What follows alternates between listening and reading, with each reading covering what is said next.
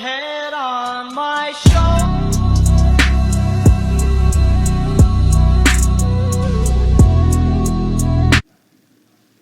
That was insane. This is insane.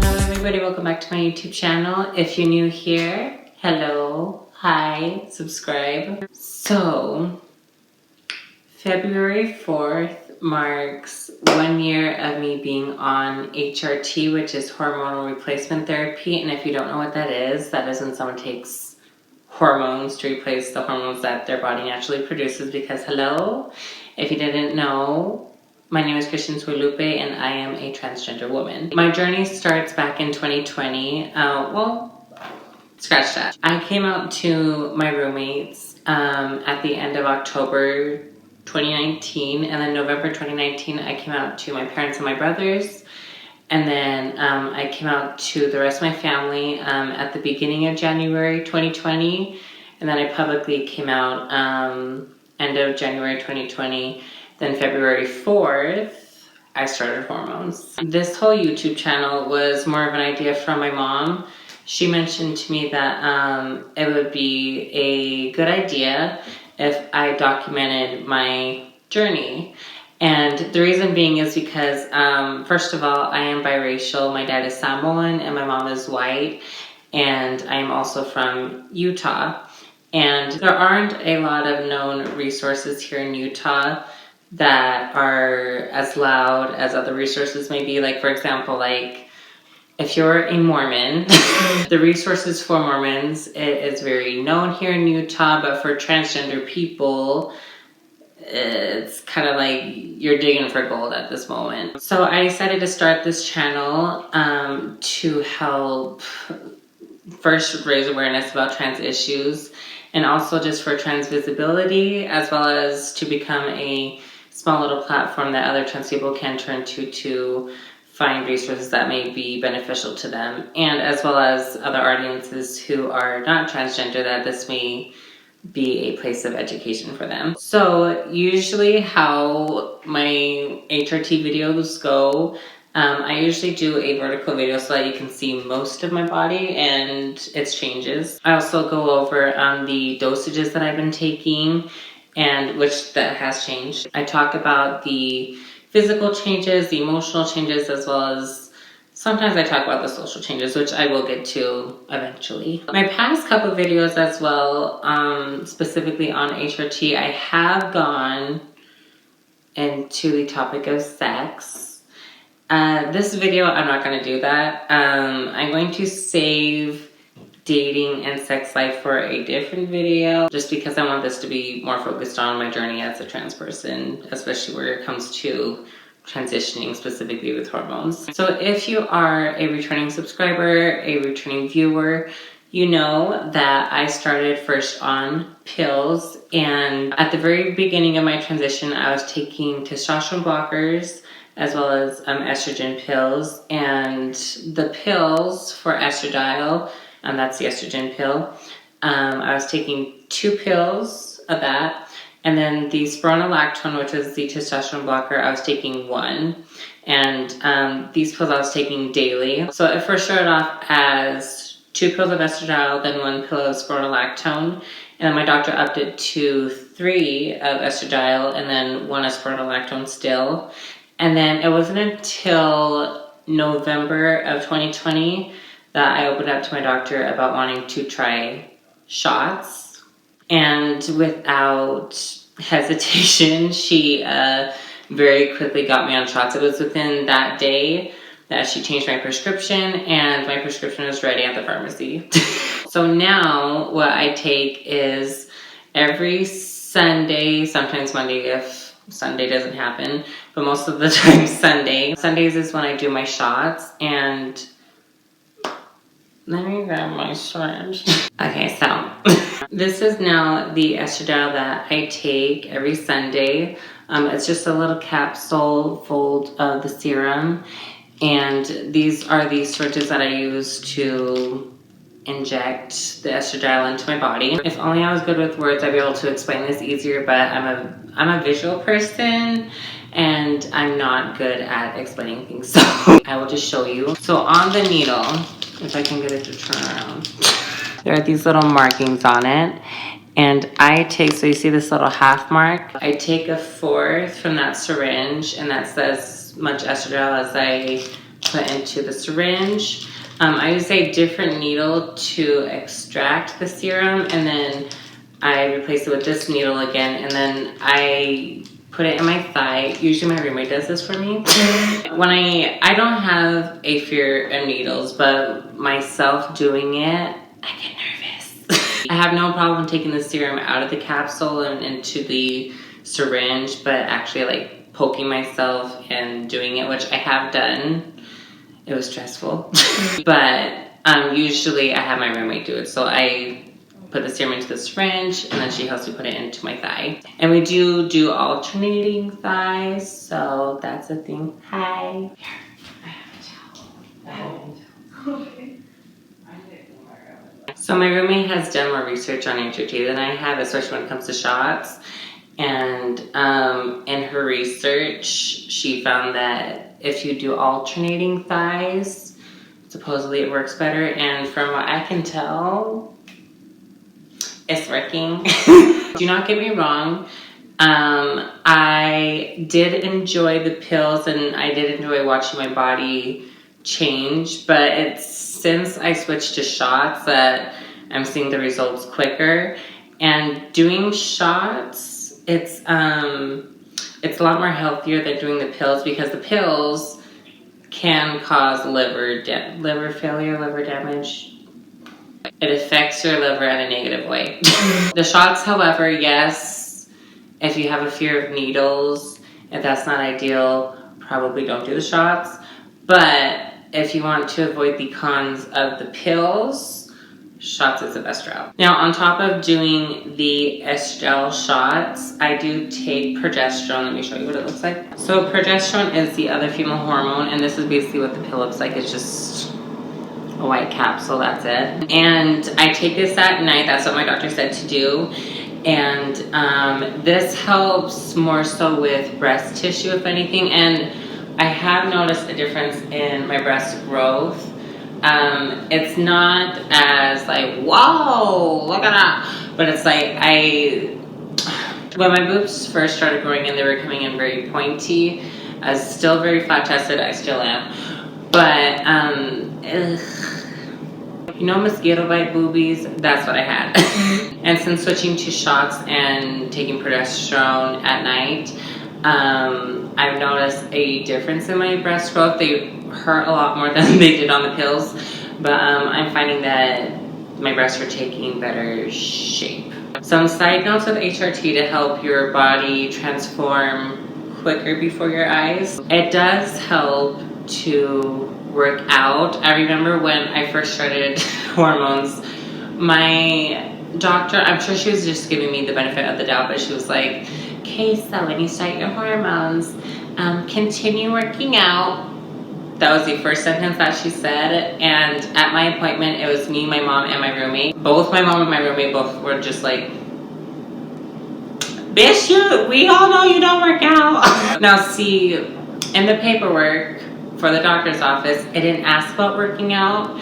So, and I'm not a liar. I'm not gonna lie about not working out. But at the time, I did not work out. Working out made me feel uncomfortable, especially growing up in a boy's body, watching my body change the first time during my first puberty. I never really wanted to work out because I didn't want big muscles. I wanted to be more soft and feminine. However, I will say, since switching to shots and working out now, and I don't do what everyone, like, when people talk about that they work out, they usually do like a whole hour to sometimes 3 hours every workout routine. I do like 30 minutes, sometimes a little longer than 30 minutes. Like, it's like 30 to like an hour-ish, and I do this with my roommates. But with working out and doing light reps, not pushing myself too hard, as well as the mix with the HRT, I've noticed a difference in the effects. Another side note with HRT, please, please, please, please, please, if you are transgender and you are wanting to undergo HRT, please do it through a doctor. It's the most safest route. And if you do not have the resources for a doctor and to get prescribed for your hormones, there are natural ways in which you can get those hormones into your body. And if you honestly just have a dive into YouTube, and I've seen plenty of videos that talk about natural ways in which you can do HRT without doing HRT, if that makes sense. On top of that, I do understand that HRT, especially shots, is expensive. It does help if you have the resources and the means for this. Insurance does help a lot. I remember, so I used to go through Smith's Pharmacy, and it was okay. But I ran into issues the second I switched to shots. My prescription wasn't getting filled as quick with the shots as it did back when I was on the pills. And I decided to just switch to Costco's pharmacy because one, that's where my dad works, but also our insurance is it's through Costco. And when I went to the Costco pharmacy, so mind you, my first time doing my hormones, like getting my estradiol injections as well as my pills, I remember it was like $50-ish at Smith's Pharmacy.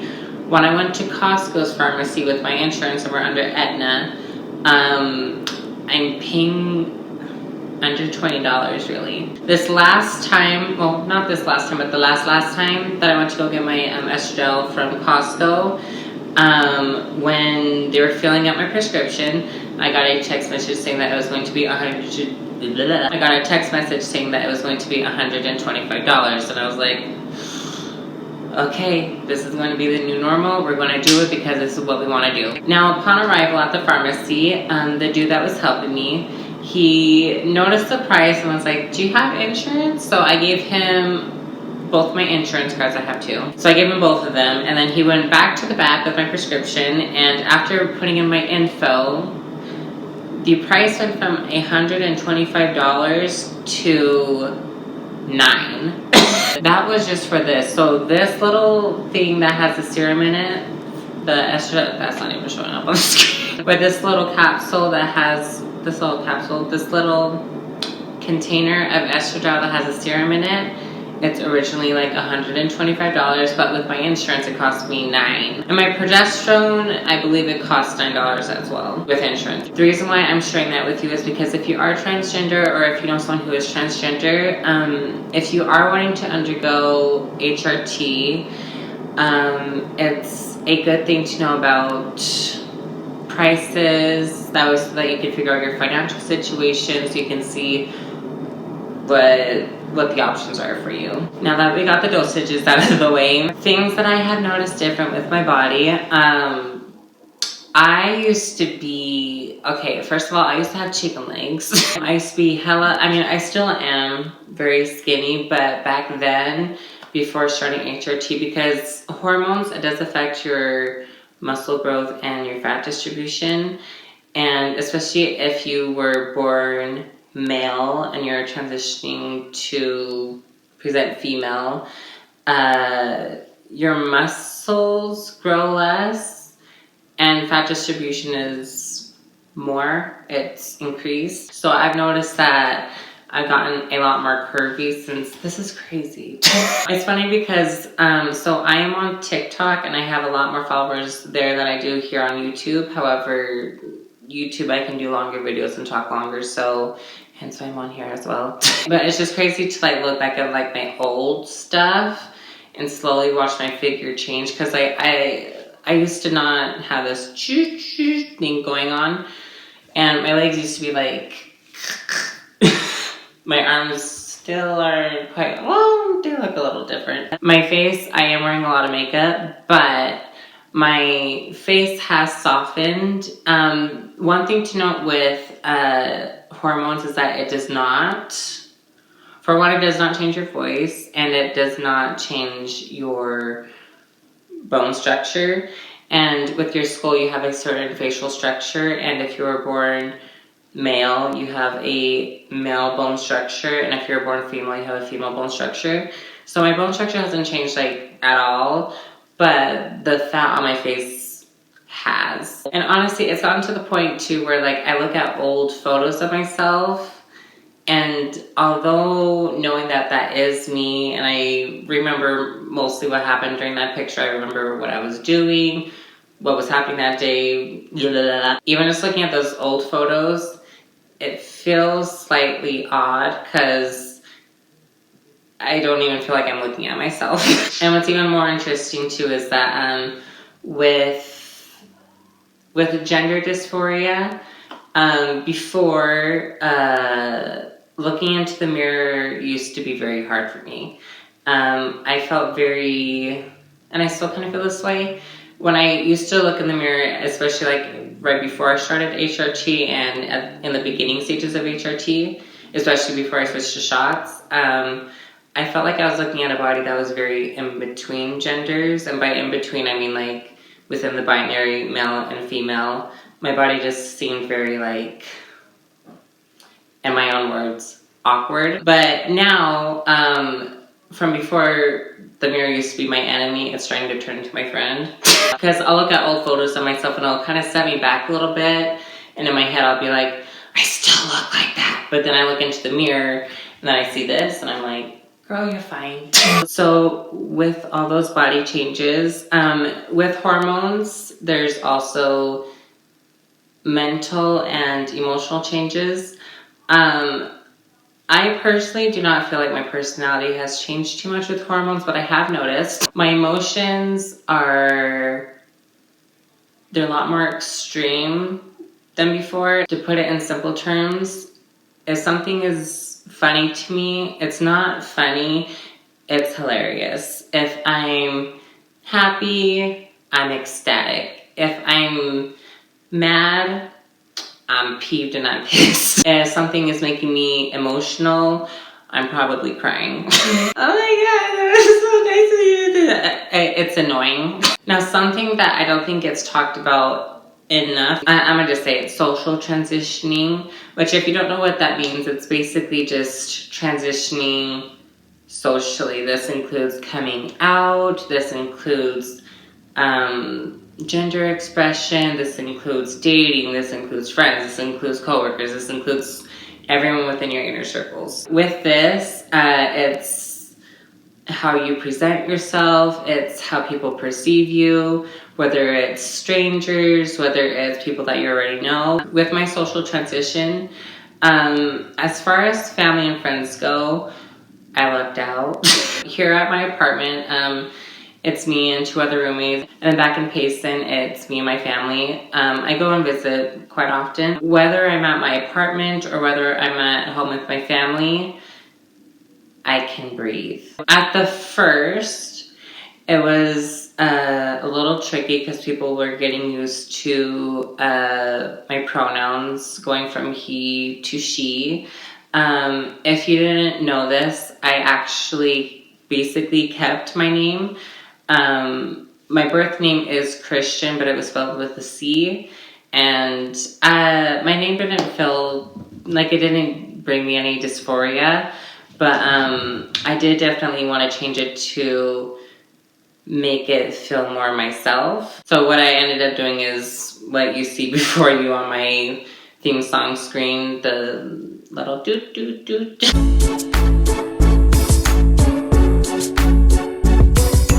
I did switch it from a C to a K.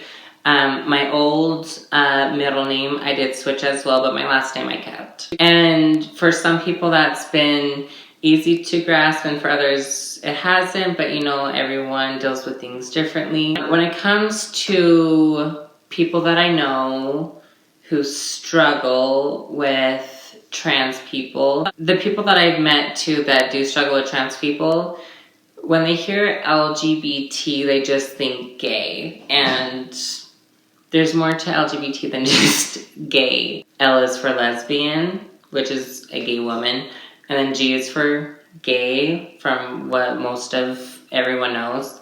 B is for bi, and then T is for transgender. And a lot of times when I have come out to other people who aren't as much in the know as they could be, or not as educated on queer issues, whenever I do come out and say that I'm trans and then they do see this before them, a lot of them think that I'm just a very, very flamboyant gay man, or that I am a full-time drag person.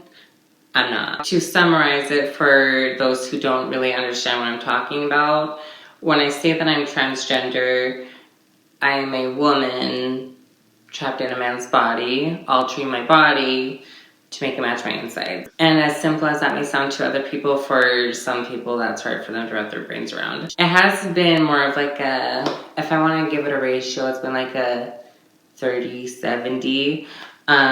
With most of my inner circles, I get gendered correctly. When it comes to strangers, I'm gonna say this very carefully.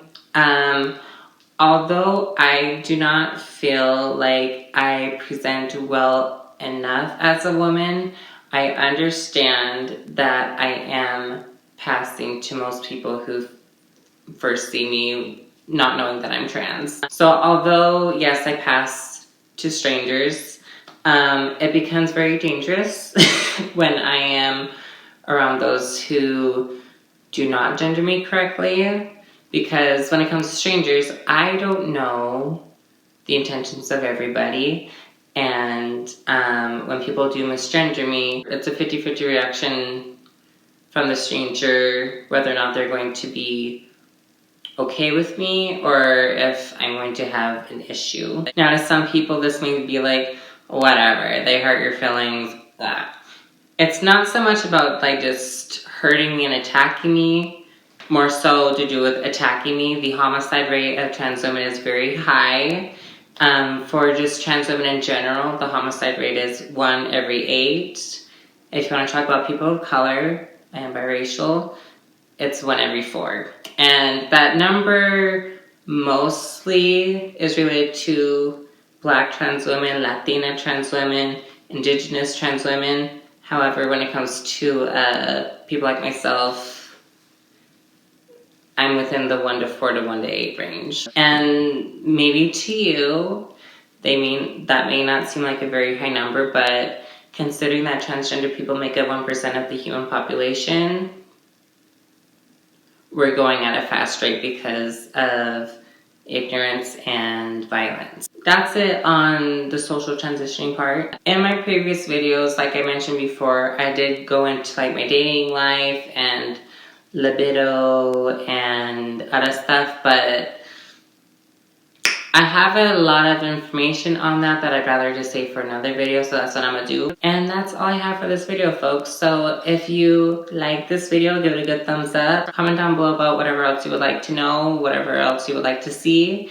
And don't forget to subscribe. And actually, if you click that bell notification, it'll make it so that you are subscribed, as well as it will notify you for when I post a video. And if you are new to this channel, I talk a lot about trans issues, anything trans related. I update people on my journey, and I also do makeup. So stay tuned for all of that, and I hope to see y'all next time. Love you.